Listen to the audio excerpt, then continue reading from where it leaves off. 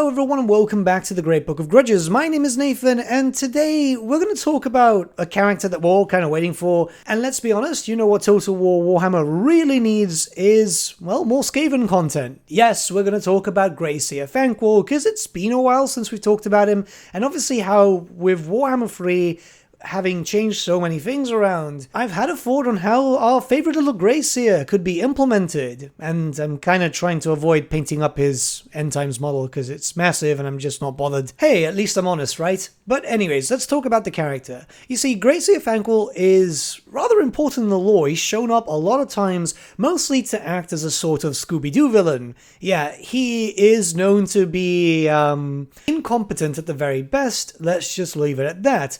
But even though he's rather useless, he's actually quite a very strong spellcaster. Hell, he even summoned Skarbrand once. Yeah, it was by accident, but hell, he summoned Skarbrand. We're all expecting Thanquol to make an appearance in Total War Warhammer 3 eventually, whether that be DLC, FLC, or hell, even a White Dwarf exclusive, because well, it kind of makes sense for him. And naturally, regardless of which way he gets implemented, he needs to have an interesting campaign. I mean, this is Thanquol. This is a Skaven that's so well known that even people who are just getting into the lore will generally know about him. So let's talk about some ideas, as I've already thought about a few. We've discussed a few of them in the past, but I've got some new ones too. So obviously the first thing to talk about would be Bone Ripper. You see, where Thanquol is, Bone Ripper is close by. Well, depending on the type of Bone Ripper, because there were multiple Bone Rippers. The concept of a Bone Ripper is an Augmented Red Oak, which is pretty much programmed to serve him and only him, and Thanquol has had many. You see, when Bone Ripper gets destroyed, there's generally another Bone Ripper that gets created for him, and yeah, you know, we've seen loads of evolutions of Bone Rippers in the past, loads of models. The End Times one is the most well-known one because, I mean, it's very, very impressive. It's basically a Storm Fiend on steroids. It's one of the main reasons that Thanquol's still alive. So naturally, Bone Ripper needs to show up in the campaign alongside Thanquol, either as a attached unit, so two entities in one actual unit, or as a legendary hero. I think the legendary hero would work out quite well, but it would have to be attached permanently to Thanquol, so you could never have it in another army. Whether he's attached to Thanquol or he's a separate entity, there needs to be a skill line focused around all the different types of Bone Rippers, so you can slowly upgrade Bone Ripper to have different types of weapons and armaments, very similar to how we have the mount system right now, but instead of getting a mount, you would get, you know, Bone Ripper Mark, 1 through 10, or well, not even that much because it would be a bit much. Go from a standard Augmented Red Oak to then having some equipment from, you know, all the different types of Storm Fiends to then the final form, which is just absolutely massive and would act as a mount, which would then mean that it'd have to be two entities in one unit, but I mean, it kind of works out. Plus, you know, imagine Thanquol being a very powerful spellcaster as he is, also having a quite fast and very destructive mount that's able to fire with different types of weapons and so on. You could change out the loadout if you so wanted to on the last Bone Ripper. It depended on the points and obviously what your playstyle was. But Bone Ripper is so important that it needs to be done in a very thematic way and just really, really fun. At the end of the day, you can't have one without the other. It's impossible. Hell, if they wanted to take it even further, imagine if Thanquol and Bone Ripper having the same entity and so on, but there was a change for Bone Ripper within that entity. And I'm talking about using Daniel's mechanics. Because, well, let's be honest, yeah, you know, Augmented Red Oak, you could change parts around, change arms and so on. Obviously, Bone Ripper wouldn't have as many items as Daniel because that would be absolutely ridiculous, but a few changes here and there, even some body frames too, so you could get, you know, the smaller Red Ogres all the way up to the bigger ones. I think that would be kind of cool. It would be pretty thematic. It would fit with the lore extremely well, plus, you know, cool factor. They must use that mechanic at some point, because if it's just wasted on Daniel, don't get me wrong, Daniel's fine. He breaks lore a lot, but he's fine. I just feel like it would be a bit of a waste, right? Now, campaign-wise, he should definitely have his own campaign, and we're kind of expecting that. The great thing is Thanquol can literally be anywhere, because, well, he's known to just do loads of different schemes and go on a few different missions for the Council of 13. So, yeah, it's a great thing. I'm imagining somewhere where there's not too much Skaven influence so far. So maybe in the areas where the Dark Elves are, or hell, maybe even in Ind and Koresh, if those areas ever open up in the future. But it can't be too close to all the other Skaven major factions. The great thing is there's a lot of diversity with Skaven start positions, and they need to keep with that because it's definitely a strength. It adds to so much replayability. However, there could be something really cool involved when you're not playing as Thanquol. So if you're playing as Ikit or Queek or anyone really, any of these Skaven clans, you could get a chain quest, a rather long chain quest, which would lead into a thematic grand battle. And from there, you'd be able to hire Thanquol. So you'd automatically get him into your Lord recruitment pool after doing, say, 5 or 6 quests and then doing a big battle. Kind of like how it works right now to get Gorage or Ariel. You know, these types of legendary hero quest signs, but turned into a legendary Lord quest sign. I think something like that would actually work out quite well and would be quite thematic too. It would be kind of like a whole roleplay aspect of the Council of 13 sending Thanquol to help you, and maybe he does, maybe he doesn't. With Thanquol's own unique campaign centered around missions given directly to him from the Council of 13.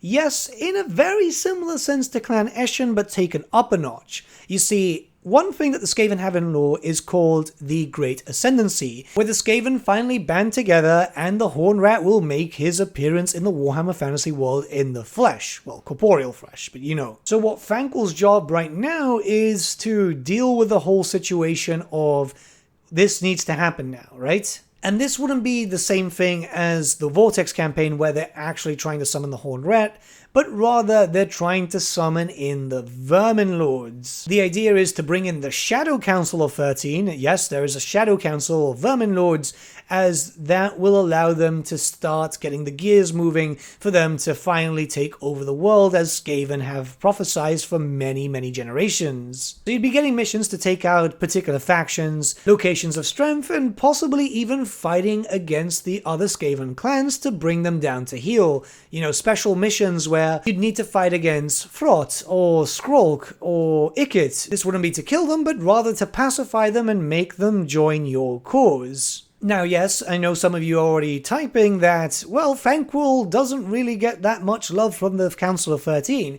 Yeah, what would be happening here is that the Council is actually actively working against you. So here you'd start getting some events where the Skaven have been kinda influencing other factions to go in against you. Say, for example, a Dwarf Lord is killed, and Thanquol's sigil mysteriously was found on his person.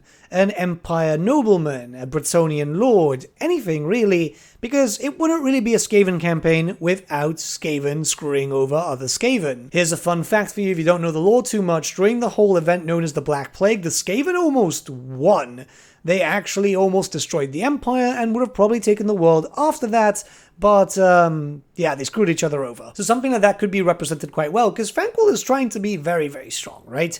Thanquol is definitely one of the Skaven which even the council members need to be worried about, because he can undermine them very, very easily, even if he's actually trying his best to get stuff done. He's fairly well known of getting stuff done, but in the, I might have failed, but at least I killed like 100,000 of your men type of situation. You know, it's not really failure, it's tactical retreating. I think something like this would work out quite well, as, yeah, I know it sounds a bit complex, but let's be honest, it's about time we started getting some more complex legendary lords, because we're getting to that point, right? Warhammer 3 is introducing factions, and they're really fleshed out, right?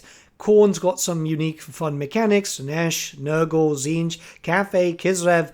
So legendary lords need to be taken up a notch, right? Especially some big ticket items. There's been a lot of talk regarding Thanquol by the fanbase if he should be a DLC lord, an FLC lord, or a White Dwarf exclusive. It does make a lot of sense to make him a White Dwarf exclusive, yes, but I honestly think he should be a DLC lord. This is because of the following.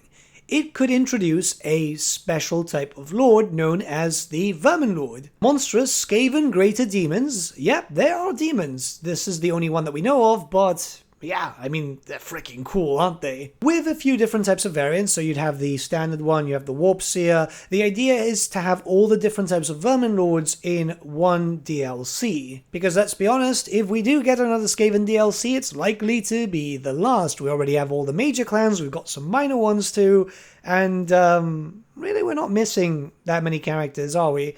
We're missing mostly legendary heroes, so why not introduce the Vermin Lords through here, have all the different types, and have a little bit of fun with it, you know? Make them very special and hard to obtain, in a very similar sense to how the Dread Saurian works, where it's capped, right? And not have them as a unit version like the Greater Demons for the Monogods, but instead only the Lord version. So you've got something truly devastating, but you're going to have to work to be able to get it, and increase the cap to be able to get more. This means that you'd have the Spellcaster variants, you'd have the Stealth version, you'd have the War version, and, I mean, again, core factor, big thing. Pair that up with the Storm Fiends, and you've already got a pretty tasty DLC. Yes, I know it's not a lot of unique units, because a lot of stuff would just be variants, and there's a lot of variants of Storm Fiends.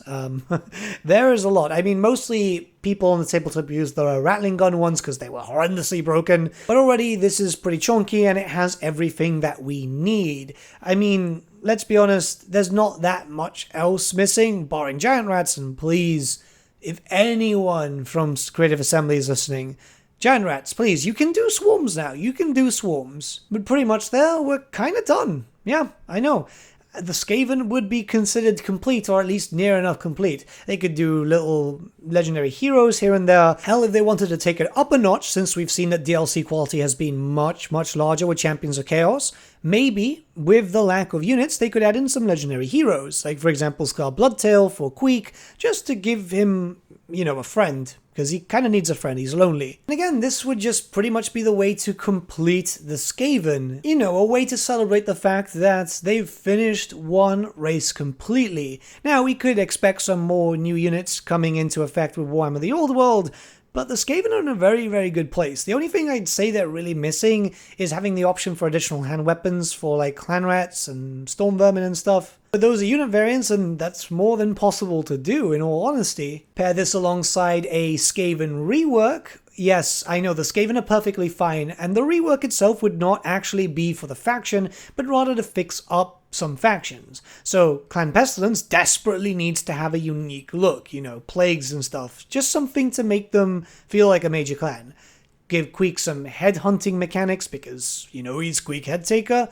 And I suppose give something to Tretch. Make all the playable Skaven factions have something fairly unique about them. They already kind of do, like Queek and Tretch are okay, I guess, but my boys at Clan Pestilence get ignored constantly. Finally have an FLC Legendary Lord option, which would be Screech Verminkin, because, you know, a named Vermin Lord is obviously really important. And should you own the DLC, then you'd have an easier chance on getting more and more Vermin Lord generic lords to have and field in your armies. But there you go. The Skaven would be done, and it kind of feels like it would be a good way to end it. Thanquol as a paid character, Screech as a FLC, having loads of other options, stuff that was pretty much end times units, which they can say they're not doing end times all they want. We know we're going to get some end time stuff, because we already have some end time stuff in-game anyway, and I really hate when they just say that they're not going to do it. But given the fact that we're so many years into the series, it's about time that Creative Assembly started looking into finishing factions,